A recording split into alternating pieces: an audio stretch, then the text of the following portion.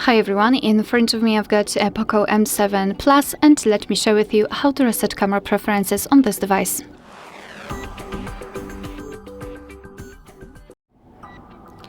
So let's begin with opening the camera app. And currently we are in the standard photo mode. The mode doesn't really matter that much. You can still open the settings on whichever mode you will be. I also wanted to draw attention to those grid lines. I've applied them before I've started the recording because I'd like to show you a visual evidence that the reset option will work, so they should disappear after setting. So now all we have to do is to tap on this arrow at the very top and go to the settings. Right here, let's go to the general and tap on other settings. Now let's tap on Restore Default Settings and confirm it with OK. So the settings flashed a little bit, so now we can go back to the camera and check.